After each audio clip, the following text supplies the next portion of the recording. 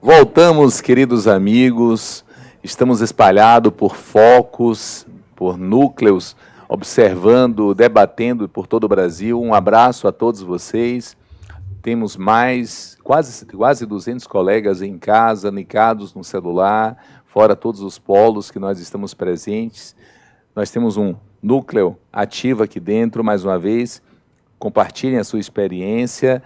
Querido Barbucci, quando a gente pensa em suficiência terapêutica, de um lado, nós temos, como você abordou no início, o que é o extremo da exposição ácida, o que precisa realmente de uma supressão ácida avançada. Muitas vezes você tem que ter o racional de como você vai abordar, como aplicar o IBP. Caminhando por isso, nós temos muito mais aquele paciente que precisa de neuromodulador, que o maior neuromodulador, na verdade, é o próprio médico, junto com uma supressão ácida ideal. Ao longo de uns mais de 35 anos do IBP, ele se mostrou muito mais efetivo, se mostrou suficiente. Existem casos que nós precisamos realmente anexar, abordar de forma mais completa, ou até mesmo personalizar para aquela necessidade do paciente outras drogas. Te lanço um desafio. Destrinça para a gente como personalizar um tratamento da doença do refluxo. Querido amigo palmeirense. Valeu, Fabinho. Vamos falar um pouquinho, então, sobre tratamento da doença do refluxo gastroesofágico. Uma vez estabelecido o diagnóstico, a gente vai tratar, e como toda doença, então, quanto mais acurado o diagnóstico, maior a chance do nosso paciente responder ao tratamento instituído. E aqui o tratamento pode ser clínico ou pode ser cirúrgico, tradicional, endoscópico, cada vez mais. E esse tratamento clínico é dividido, então, em medidas comportamentais e dietéticas e o tratamento farmacológico. Na verdade, as medidas, vamos dizer assim, comportamentais e dietéticas começam por poder identificar, eventualmente, fatores de piora da doença do refluxo, né, relacionados com o uso de outros medicamentos para outras comorbidades envolvidas. Medicamentos que podem atuar diretamente sobre o esôfago, lesando o esôfago, ou medicamentos que interferem diretamente na pressão do esfíncter inferior do esôfago ou no esvaziamento gástrico, são medicamentos que devem ser considerados como eventualmente substituídos se o nosso paciente tiver doença do refluxo gastroesofágico. Com relação à dieta especificamente, é importante que a gente tenha em mente que não existe nenhum alimento que tenha o poder abrasivo que o ácido clorídrico tem. Lembrando que o ácido clorídrico é tão potente quanto o ácido sulfúrico, por exemplo. Os alimentos, entretanto, eles podem colaborar com uma piora dos sintomas dos pacientes com doença do refluxo de algumas maneiras. Primeiro, então, pelo seu conteúdo acídico e irritativo, como os condimentos e especificamente os alimentos mais ácidos, como a gente já mencionou. Segundo, interferindo diretamente na produção de ácido pelo estômago, né? Terceiro, podendo interferir diretamente na pressão do esfíncter inferior do esôfago, reduzindo essa pressão. Um exemplo clássico, por exemplo, dos carminativos. Entretanto, existem poucas atitudes, de fato, né, que têm respaldo científico para serem recomendadas para todo paciente que tem doença do refluxo gastroesofágico. De uma maneira geral, a recomendação é: coma o que se sente bem comendo, pare de comer o que lhe faz mal. Cada vez mais a gente tende a evitar dietas restritivas em todas as afecções gastrointestinais. E a doença do refluxo ela não fica atrás disso. Entretanto, algumas coisas a gente tem boa evidência que de fato interferem na evolução dos nossos pacientes. Por exemplo, alimentos muito ricos em gordura, frituras, né? Bebidas com gás, especialmente, podem distender o estômago, e a distensão do fundo pode relaxar o esfíncter inferior do esôfago. O fracionamento da dieta parece ser também interessante em reduzir a chance de episódios de refluxo. Sem dúvida, a medida comportamental mais importante é a perda de peso, especialmente a diminuição da circunferência abdominal. O parar de fumar também interfere diretamente, né, na produção de ácido, na recuperação das lesões esofágicas que eventualmente o paciente pode apresentar. Outra coisa extremamente importante é recomendar ao nosso paciente evitar exercício físico ou qualquer tipo de atitude que aumente a pressão intraabdominal, especialmente no período pós-alimentar. Esse é um dos fatores, inclusive, que limita muito a qualidade de vida de pacientes submetidos, por exemplo, à fundoplicatura. já que nessa situação há necessidade de uma reestruturação do estilo de vida desse paciente para que ele não perca a cirurgia muito rapidamente. E para aqueles pacientes que têm refluxo supino, e somente para aqueles pacientes que têm refluxo supino, né, o dormir em decúbito lateral esquerdo e elevação da cabeceira da cama parece ser importante na condução desses pacientes. Não tem sentido a elevação da cabeceira da cama se o nosso paciente tem só sintomas e tem refluxo sentado ou em pé. Tá? Então isso vai ter importância somente para quem tem refluxo noturno. Após essas medidas comportamentais e dietéticas, que vão ser então individualizadas para cada um dos nossos pacientes, a gente passa para o tratamento farmacológico. E a base aqui do nosso tratamento é o uso de antissecretores. Lembrando que essa doença, então, é uma doença péptica e que, por ser doença péptica, ela depende do desequilíbrio entre os fatores de ataque da mucosa esofágica e os fatores de defesa dessa mucosa.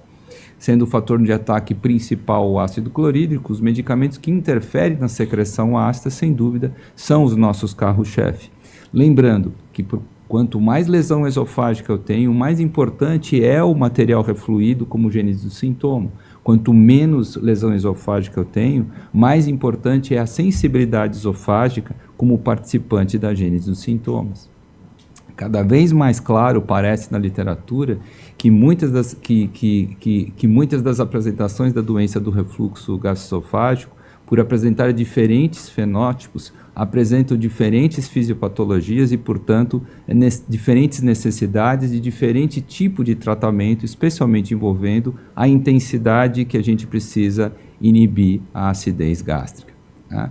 O tratamento clínico com antissecretores ele é muito bom em resolver principalmente sintoma de pirose, mas já não é tão bom para resolver a regurgitação. Né? Especialmente é bom para resolver quando há pirose e lesão esofágica, porque nessa situação a gente sabe que o ácido participa diretamente. Então, o NNT, por exemplo, de a gente resolver uma esofagite erosiva é em 1,8. Né? Entretanto, se eu tiver pirose sem lesão esofágica, isso já aumenta um pouco mais e assim por diante. De tal modo que quando eu pego pacientes que têm manifestações menos relacionadas com refluxo, como por exemplo a laringite por refluxo e eventualmente a asma associada ao refluxo, o NNT para o uso de antissecretores tende ao infinito, tamanha a insegurança que a gente tem da relação que existe da doença do refluxo com essas manifestações atípicas, como a doutora Carla também mencionou. De uma maneira geral, então, quanto mais lesão esofágica eu apresento, mais inibição ácida eu preciso e mais tempo de tratamento eu preciso para que os meus objetivos clínicos sejam atingidos. Ou seja, quanto mais grave a minha esofagite, mais ácido eu preciso inibir para que meu paciente melhore dos sintomas e para que meu paciente cicatrize essas lesões esofágicas. Lembrando aos senhores que a grande maioria dos pacientes não apresenta qualquer tipo de alteração endoscópica. 30% dos pacientes que apresentam alteração endoscópica se apresentam com esofagites Los Angeles A e B. Portanto, a grande maioria dos nossos pacientes não precisa de grande inibição ácida para que eles sejam tratados de forma adequada. A gente costuma dar o exemplo da barata, né, Fábio? Então está passando uma baratinha aqui em cima da mesa, eu posso dar um tapa nela e resolver o problema, ou posso pegar uma marreta de 5 quilos e marretar em cima da barata. Eu vou matar a barata do mesmo jeito. O problema é a mesa, que vai sofrer um pouco mais com a marretada do que sofreria com um tapinha que eu dou sobre ela. Então, a gente tem vários métodos de a gente atuar sobre a secreção ácido-péptica, né? Vários métodos que estão diretamente relacionados com os mecanismos de estímulo da célula parietal para produzir ácido. Eu posso, então, utilizar medicamentos antimuscarínicos, como a gente chegou a utilizar muito tempo atrás, derivados da atropina, que são interessantes em diminuir a secreção ácido-péptica, mas a presença de receptores muscarínicos no corpo inteiro faz com que os efeitos adversos sejam muito frequentes, o que impede o uso desses medicamentos de forma crônica.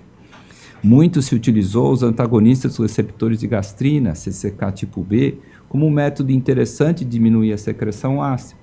Entretanto, a gente sabe que a gastrina é muito mais um hormônio hiperplasiante e hipertrofiante, ou seja, que estimula o crescimento e a multiplicação celular, do que propriamente um hormônio que estimula a secreção ácida diretamente na célula parietal.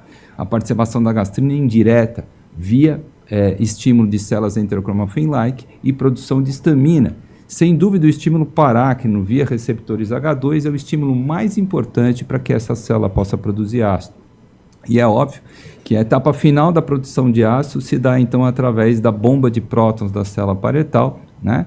E que envolve a troca então de íons H+ por íons potássio, associado então à secreção de ânions cloreto e a entrada e saída de potássio da célula para que haja uma regulação da densidade da concentração de potássio dentro da célula para que ela possa funcionar de maneira adequada.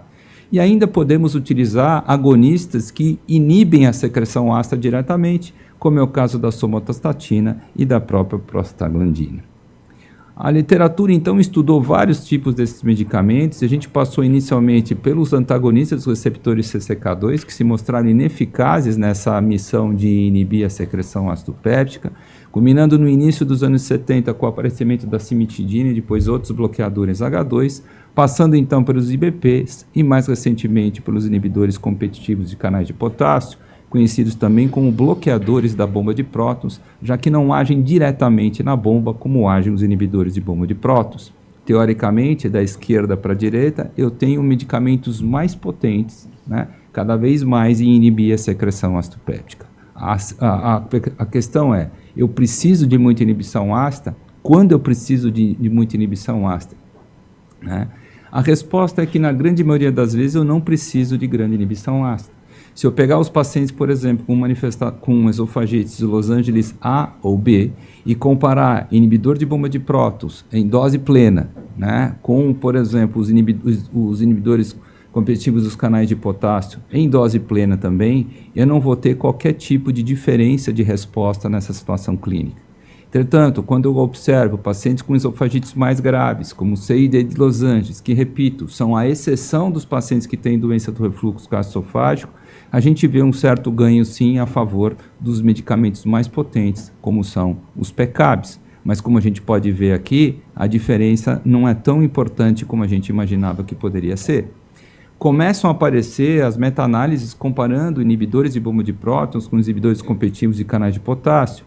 Essa foi publicada em 2021 e a gente nota, nas esofagites de Los Angeles A e B, a mesma observação do trabalho anterior, não se mostrando qualquer diferença entre o uso de diferentes antissecretores mais e menos potentes. Em contrapartida, nas esofagites C e D, a gente tem um certo benefício mesmo do uso dos PCABs sobre os inibidores de bomba de prótons. Mais recentemente, agora em 2024, outra meta-análise, publicada inclusive pelo professor Fess, um dos grandes estudiosos de doença do refluxo, mostrando que nas esofagites de Los Angeles A e B não há qualquer tipo de diferença de resposta entre o uso de PCABs e inibidores de bomba de prótons, havendo uma certa vantagem, por exemplo, dos PCABs em pacientes com esofagite C e D. E isso não acontece só com o vonoprazan. Os PCABs mais novos, como é o caso do Zastaprazan, também se apresentam com respostas muito parecidas com o que a gente encontra quando a gente compara vonoprazan com IBP. Quando a gente pega pacientes que têm sintomas de refluxo, pirose e regurgitação, mas que ainda não foram submetidos à endoscopia, nem a pH-metria, nem manometria, e eu vou fazer um teste terapêutico com esses pacientes com IBP ou com PCABs, a gente vê que não tem diferença nenhuma de resposta. Por quê? Muito provavelmente a grande maioria desses pacientes se apresentam com doença do refluxo não erosivo ou erosiva leve e, portanto, a resposta ao teste terapêutico é muito similar. Quando eu pego o paciente sem lesão esofágica, como é o caso, por exemplo, da doença do refluxo não erosiva, a gente não teria grande diferença, inclusive quando a gente compara bloqueador H2 com o inibidor de bomba de prótons, né? O grande problema relacionado com o bloqueador H2 é o mecanismo de taquifilaxia que impede o seu uso crônico, né? E isso, então, faz com que os inibidores de bomba de prótons, eventualmente até em doses menores, possam ser utilizados nessa indicação aqui, com respostas clínicas bastante satisfatórias e, inclusive, duradouras. Nem todo paciente se beneficia do aumento da potência da inibição ácida, e muitos pacientes podem ser potencialmente prejudicados, inclusive pela intervenção cirúrgica, se se apresentarem com uma exposição ácida bastante reduzida. Quando o nosso paciente não responde a essa inibição ácida, normalmente feita com inibidores de bomba de prótons, e isso pode acontecer em 25% a 40% dos casos, não necessariamente eu estou frente a um paciente que não teve a sua doença do refluxo tratada de forma adequada. E é importante, então, que a gente faça esse diagnóstico diferencial de por que o nosso paciente não respondeu ao tratamento instituído, levando-se em conta que o meu diagnóstico foi feito de forma acurada, foi bem feito. Primeira coisa é entender se ele está usando algum medicamento que possa estar interferindo diretamente na resposta aos inibidores de bomba de prótons. Bloqueadores de canal de cálcio, nitratos, anticolinérgicos, os agonistas de GLP-1 nos atrapalham bastante a resposta ao tratamento com antissecretores, antiparkinsonianos, uso de anti-inflamatórios que podem lesar o esôfago diretamente e retardar a velocidade com que as erosões, por exemplo, se cicatrizam, são todos fatores que devem ser levados em consideração. A qualidade do medicamento que está sendo prescrito, como esse medicamento foi prescrito, se foi prescrito de forma adequada ou não, a dose prescrita, se foi uma dose adequada ao fenótipo do meu paciente ou não, a aderência do paciente, outra coisa extremamente importante, o status de infecção pelo Helicobacter pylori pode interferir na resposta aos IBPs, né? Pacientes H. pylori positivos respondem mais facilmente ao antissecretor do que pacientes que não têm infecção pelo H. pylori.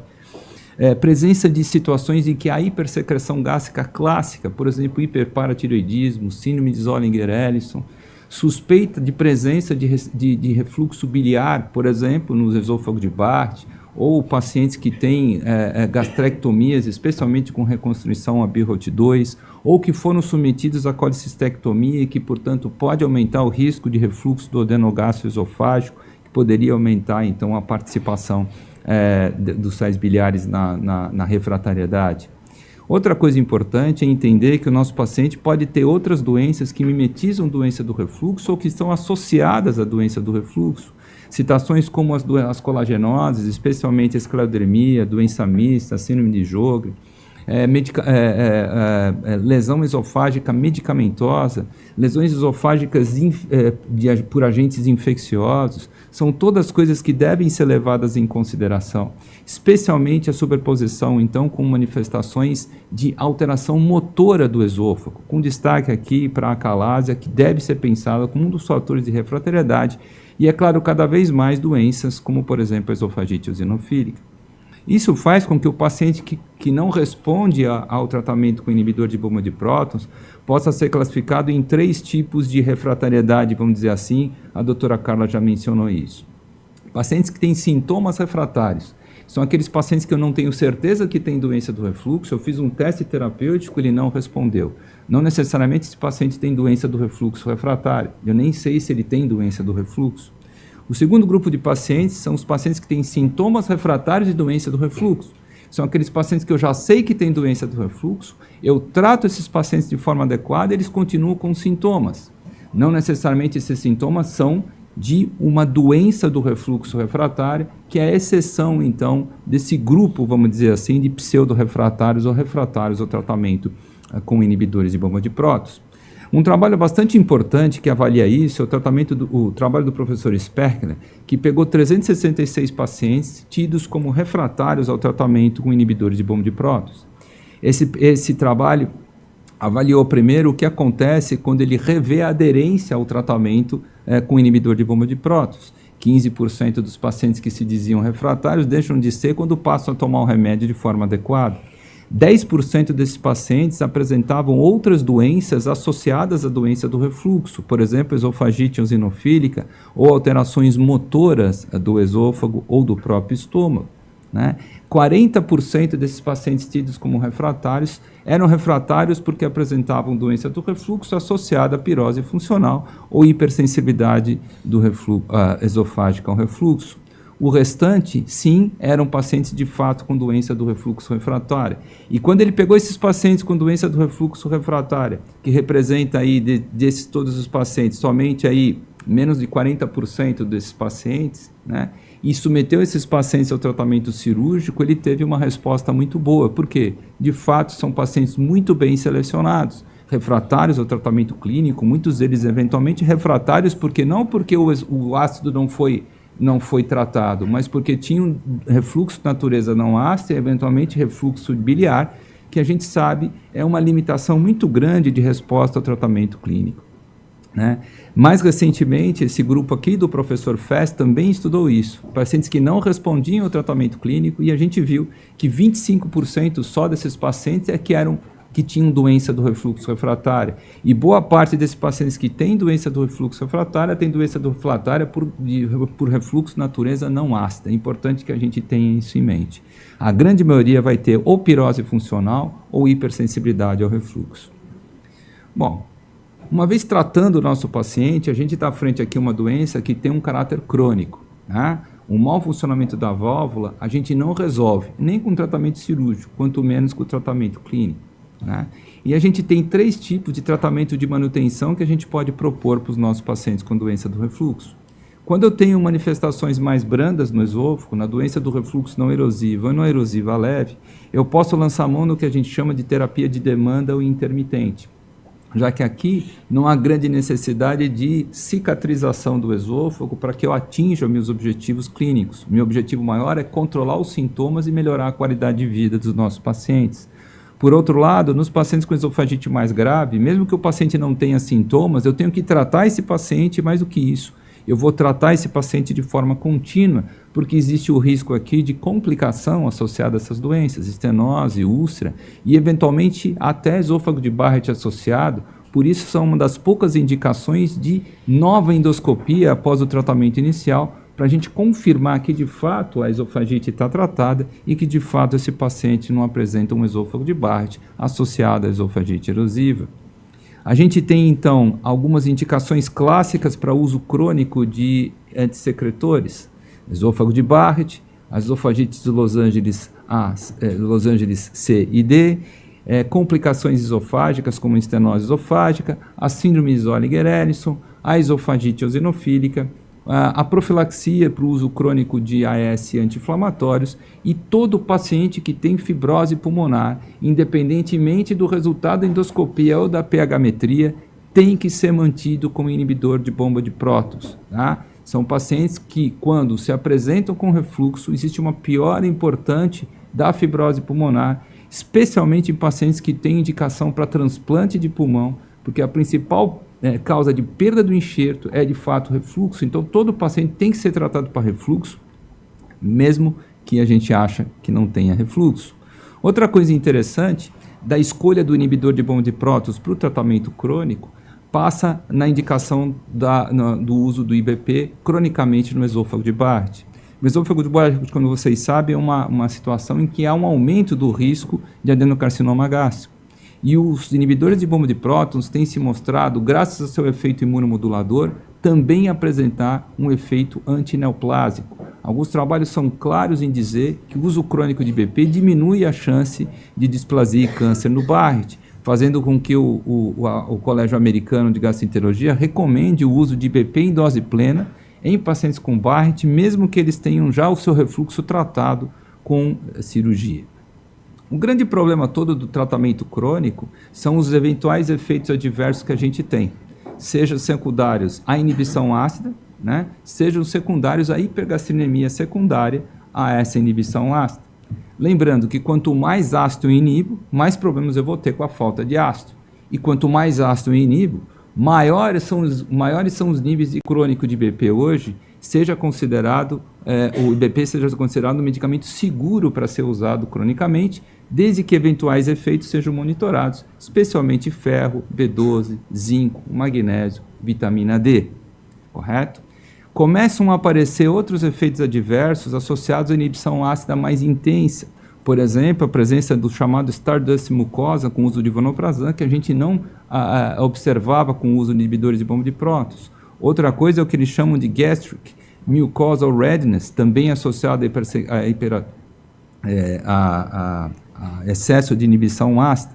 E a gente vê aqui a história da gastrina, né? Quando eu comparo os níveis de gastrina que eu atinjo com o uso de PCABs, comparado com os níveis de gastrina que eu tenho com o uso de inibidores de bomba de prótons, a diferença é abissal.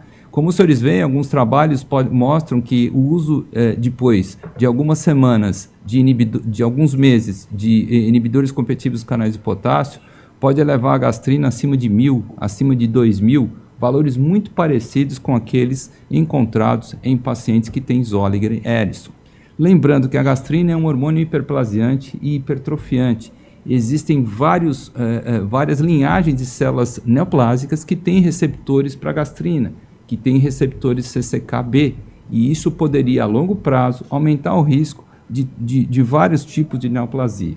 Portanto, quando existe indicação de uso crônico, a minha opinião é que a gente deve usar inibidor de bomba de prótons em detrimento dos PCABs, justamente, especialmente pelo perfil de segurança, e segundo, porque a grande maioria dos pacientes que têm doença do refluxo não necessitam, repito, de inibição ácida intensa para que os objetivos clínicos sejam atingidos.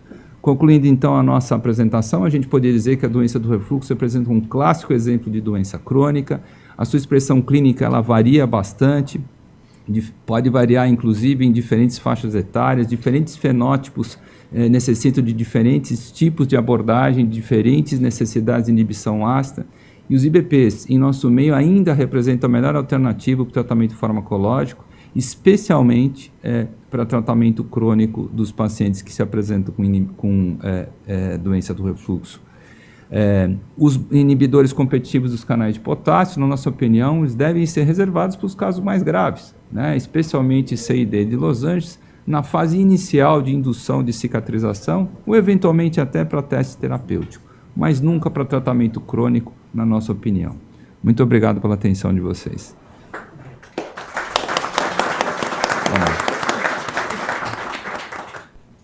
Fabuloso. Pena só que é palmeirense. Mas mesmo assim... Primeiro campeão mundial, desculpa. Querido Fernando Fornari, apesar de você, graças a Deus, não ser palmeirense, mas eu sei que você tem um apreço muito grande ao mestre Barbucci. Sua primeira consideração dessa rodada para a gente.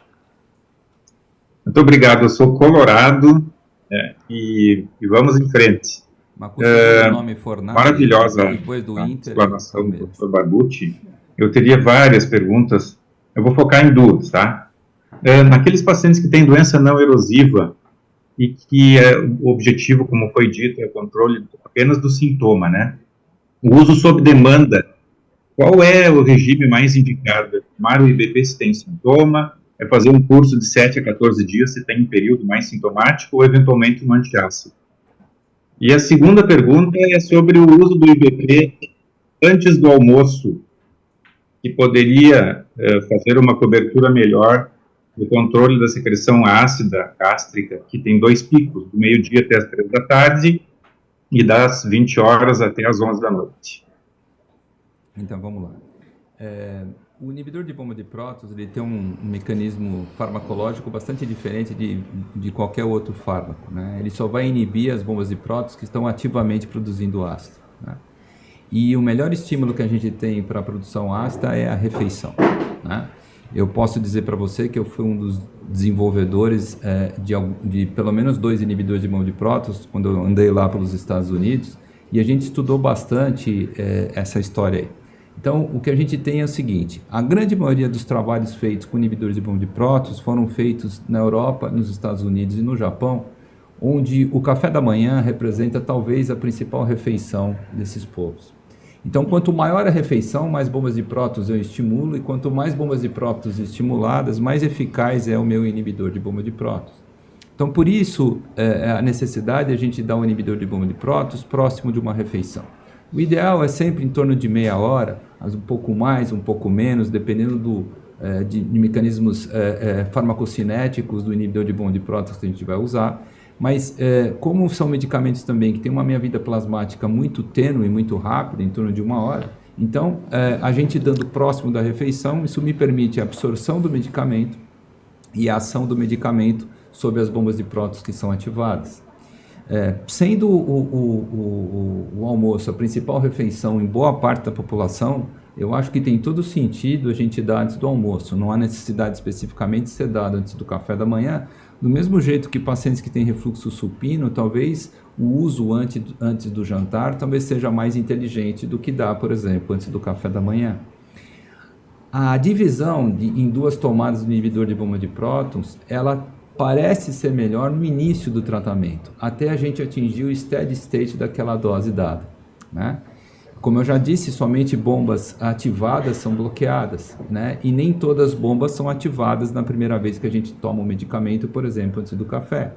Como a meia-vida é fugaz, sai do plasma. Quando eu vou jantar, por exemplo, eu já não tenho mais inibidor de bomba de prótons, o que faz com que as bombas ativadas pelo jantar não sejam bloqueadas.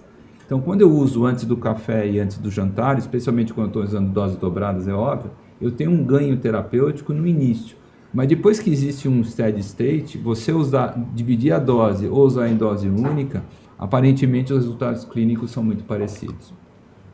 Com relação à parte de demanda, não existe assim, na verdade, um guideline que determine que precisa fazer, tem que usar 7 dias, 14 dias. A gente tem que usar o inibidor de bomba de prótons para garantir uma boa qualidade de vida para o nosso paciente. Muitas vezes esse tratamento pode ser até profilático. Eu só tenho azia quando eu como meu churrasco depois que eu jogo futebol no sábado.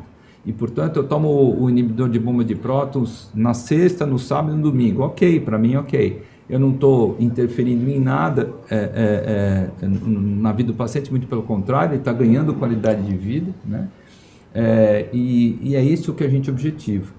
Na maioria das vezes, nossos pacientes começam com azia, a gente começa a dar um inibidor de bomba de prótons, melhorou dos sintomas, ele para da azia. Isso é terapia de demanda. Isso é bem clássico para pacientes que não têm lesão esofágica, por exemplo, doença do refluxo não erosivo. Nos pacientes que têm doença erosiva, às vezes o mais inteligente é a gente fazer o que a gente chama de terapia intermitente. Aqui, eu tenho alguma coisa para cicatrizar, eu tenho erosões. Então, o que a gente pode fazer é, começou a ter sintomas, trato o meu paciente por 2 semanas, 3 semanas, mesmo que ele melhore os sintomas nos 3 primeiros dias de tratamento, e após isso eu suspendo o medicamento e o paciente então volta para a sua vida normal, retornando por um período de 2 semanas quando os sintomas retornarem. Né? Perfeito. Querido Dílio. Ítalo, perdão. Parabéns, doutor Barbucci, pela apresentação. Eu tenho uma dúvida. O senhor falou na apresentação que a doença do refluxo gastroesofágico é uma doença crônica e muitas vezes a gente precisa usar a medicação de forma crônica. E os inibidores de bomba de prótons, eles são os preferidos, porque a gente tem mais dados de segurança a longo prazo, certo? Mas existe algum IBP melhor que o outro para o tratamento dessa doença ou todos são iguais? Se a gente usar os IBPs em doses equivalentes num cenário ideal, né, comparando pacientes com o mesmo tipo de metabolização, etc., sim, a resposta teoricamente é a mesma, porque eles agem da mesma maneira. O que existe são diferenças farmacocinéticas e, por exemplo, de interação medicamentosa, de velocidade de inibição, de PK1, PK2 que eles podem ter em matéria de ativação do medicamento. Por exemplo, você pega um paciente com polifarmácia, a minha preferência é por usar um pantoprazol, porque desses, junto com o rabeprazol, que tem menos interação medicamentosa, né? É uma das explicações. Mas, assim, a gente tem até pacientes, assim, por exemplo, no Hospital das Clínicas, né? Eu tenho a opção de dar omeprazol, tenho a opção de omeprazol e de omeprazol. Entendeu? Mas quando eu tenho outras opções, né, a gente pode escolher diferente do perfil do paciente que a gente tem. Perfeito. Fábio, eu queria fazer uma pergunta para a doutora Carla também. Carla, parabéns pela tua apresentação também. A minha dúvida era a seguinte, uma opinião pessoal tua. O consenso de Lyon 1 incluiu esofagite grau C e D de Los Angeles no diagnóstico conclusivo. Depois, Lyon 2 adicionou a esofagite grau B. Tu acha que no futuro a esofagite grau A vai ser incluída ou não? Tua opinião pessoal, assim. Eu acho que não. Eu acho que não. Eu acho que eles vão continuar batendo na tecla dos dados adicionais, né, daqueles outros critérios que poderiam advir impedância da mucosa basal, e aqueles outros que eu apresentei, as alterações motoras, esofágicas e biópsias esofágicas, um padrão histológico mais bem definido, enfim. Então, na esofagite A, talvez a biópsia, né, para auxiliar nesse sentido. Mas eu acho que não vai incluir. Eu acho que a B gerou uma certa, vamos assim dizer, uma comoção, né, da comunidade endoscópica e dos gastroenterologistas. Como assim B não é, né? Então, isso é uma coisa que veio nesse clamor. A gente sabe que uma porcentagem de pacientes que são assintomáticos tem A, existe uma discordância entre observador grande, então eu acho que não. O que eu acho só é que, assim, eu acho que todos esses consensos e critérios, eles nos ajudam no racional diagnóstico, mas nada substitui a clínica, né? Porque, assim, a minha pergunta é quantas esofagites B a gente não vê num paciente com acalásia ou num paciente, enfim, num paciente que tem uma estase ácida e que se você fizer só a endoscopia, você vai achar lá a esofagite B, e esse paciente não tem doença do refluxo, tem acalásia. Então, e vou te falar mais, esofagite C e D não necessariamente é refluxo, tá? Isso é importante que a gente tenha em mente também. Parece que só refluxo da C e D, não é. Eu já tive vários pacientes com esofagite medicamentosa C e D. Alginato. E que a gente coloca e fala, olha, isso é não sei o que, vai tomar agora IBP o resto da vida, o paciente pega, faz endoscopia e não tem mais nada depois. Né? Então, é importante que a gente tenha... A clínica é soberana. Exatamente nessa linha, eu ia te fazer uma pergunta daquele paciente com esofagite C, que tratou com inibidor de bomba, ficou muito bem, fez uma endoscopia de controle um tempo depois, cicatrizou a mucosa, mas depois ele retorna a ter sintoma. Essa coexistência da doença do refluxo erosiva com eventualmente uma pirose funcional, uma hipersensibilidade, como é que a gente segue esse paciente, o manejo dele? Bom, a primeira coisa, quando você pega um paciente C e D, você está frente a um paciente que vai ter um refluxo muito mais importante, ele vai ter uma barreira de refluxo muito ruim. Então, se você tratar esse paciente e parar o tratamento farmacológico, ele vai voltar a ter esofagite C ou D, mesmo que ele não tenha sintomas. Por isso que em C e D você mantém cronicamente o remédio. O que você pode fazer é diminuir a dose do IBP que você estava usando, inicialmente uma dose dobrada e depois você passa para uma dose plena para manutenção. E é interessante você repetir a endoscopia, mesmo que o paciente esteja assintomático, você garantir que está controlada essa esofagite. Não há necessidade de ele estar com um esôfago normal, né? Mas pelo menos uma C e D ele não pode ter e tem que afastar o esôfago de Barrett. Certo, mas mesmo na vigência do IBP, a endoscopia melhorou. Está respondendo ao tratamento. Aí é interessante que você veja se o paciente tem sintomas refratários ou se ele tem doença do refluxo refratário. Aí entra uma nova endoscopia para você avaliar se realmente está cicatrizado, se não está. E aí entraria a impedância pH-metria na vigência de BP para a gente ver qual é a situação clínica que eu tenho, né? Lembrando, isso é importante a Carla também mencionar, que toda vez que for fazer pH-metria, impedância pH-metria, que se faça a manometria, né? Porque os distúrbios motores, eles são muito importantes, como inclusive diagnóstico diferencial. Então, sempre façam a manometria, porque ajuda bastante a gente. Não só por isso, também só para complementar que o valor da pH-metria precisa, a localização precisa do esfíncter pela manometria. Senão, o pH sem manometria antes perde muito a qualidade e o próprio valor do exame. Eu queria fazer algumas considerações para a Carla, e é uma pergunta corriqueira que a gente trabalha muito com paciente de doença do refluxo recebe, principalmente dos cirurgiões. Paciente com distúrbio motor de corpo, paciente com hipomotilidade de corpo, distúrbio menor da peristalse, são associadas às formas mais graves da doença e que geralmente são os que são considerados eventualmente para tratamento cirúrgico. Daí vem a pergunta, esse paciente pode fazer funduplicatura, pode fazer Nissen ou deve fazer uma válvula parcial? Qual é a sua opinião disso e o que considera um distúrbio motor que mudaria a indicação da própria válvula? E qual é a sua percepção da pesquisa da reserva motora? Qual é o peso que dá para isso?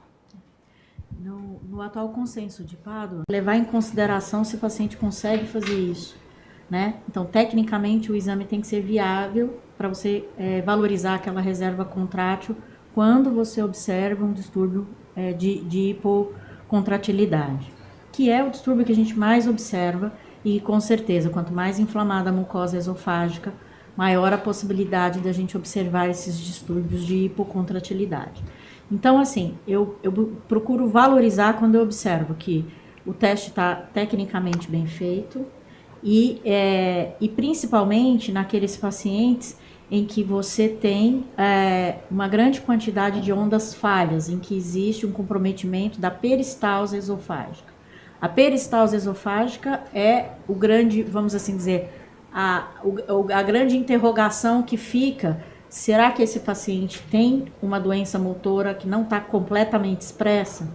Então, um paciente que vai ter mais de 50%, 70% de ondas, né, no critério é 80% de ondas ineficazes, é um paciente que a gente deveria chamar a atenção. Será que esse paciente não tem uma esclerodermia que não está completamente expressa do ponto de vista manométrico? Então, o paciente precisa ser mais bem investigado antes de indicar a cirurgia. Ele pode ter isso só pela doença do refluxo, pelo processo inflamatório? Sim, mas ele precisa ser mais bem investigado antes de você indicar uma fundoplicatura, porque o risco de disfagia desse paciente é maior. Falando isso, só disso, o que acontece? Então, a motilidade esofágica, essa é a grande polêmica atual.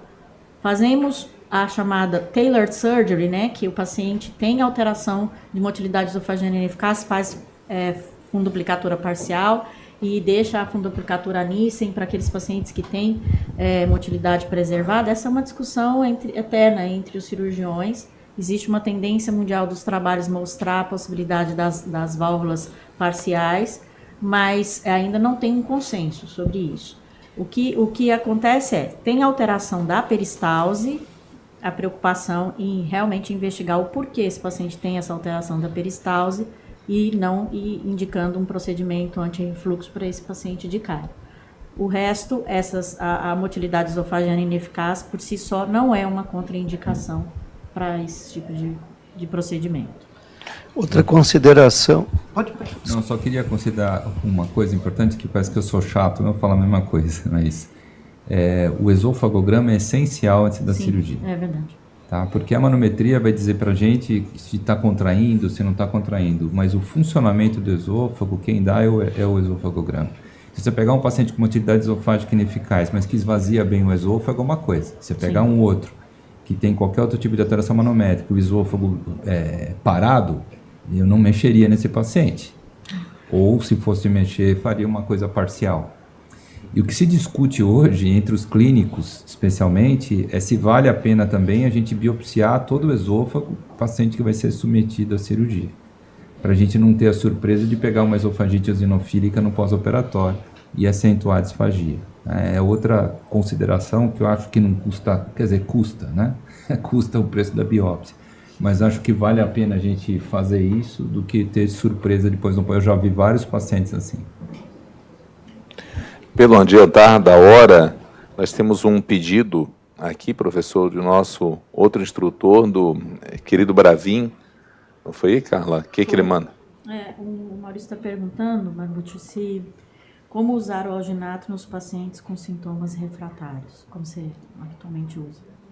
Então, o alginato ele tem sentido de ser usado para resgate de sintoma, né, para correção da pirose. Para pacientes que têm pirose esporádica, é um remédio bastante bom, né?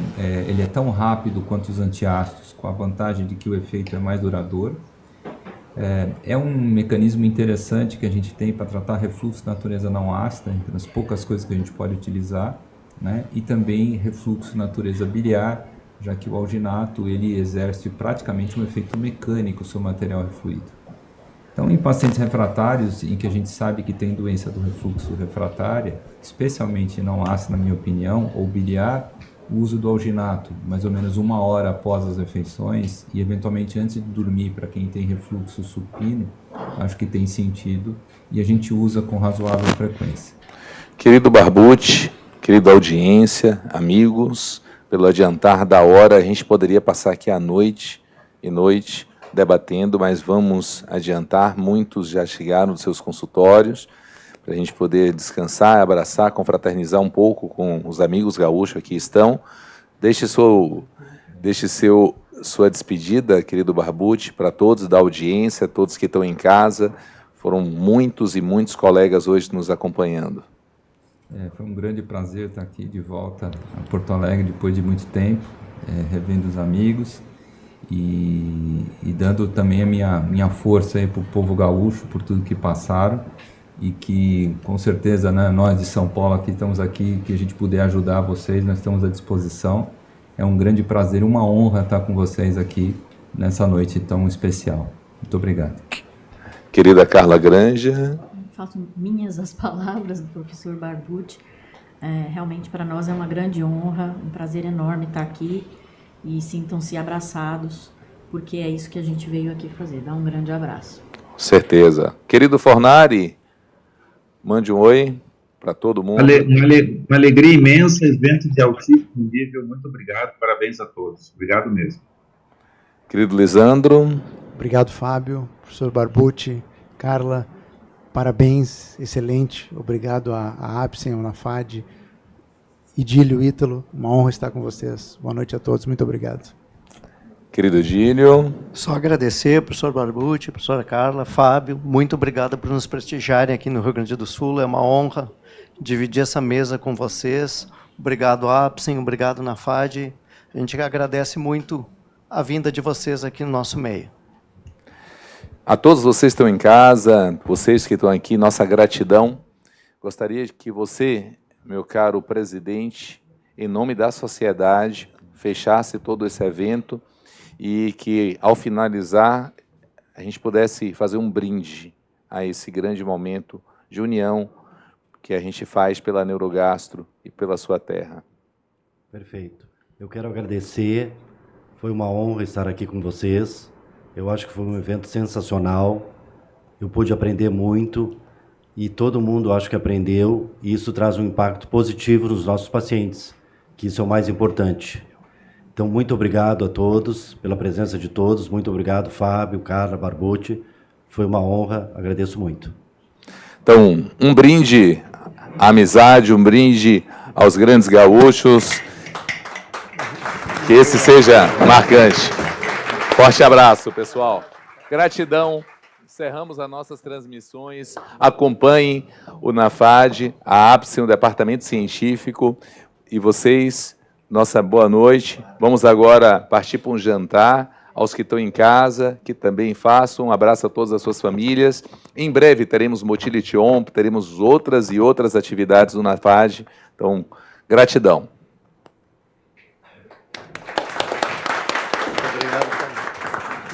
Prebiótico, probiótico, síndrome do intestino irritável. Se você é gastroenterologista, com certeza o seu paciente chegou com essas demandas ao seu consultório. Mergulhe nesse assunto e oriente com mais credibilidade. Se atualize no universo da gastroenterologia com os melhores especialistas do Brasil. Conheça o canal NAFAD aqui no YouTube. São quase 15 mil horas de conteúdo. Inscreva-se.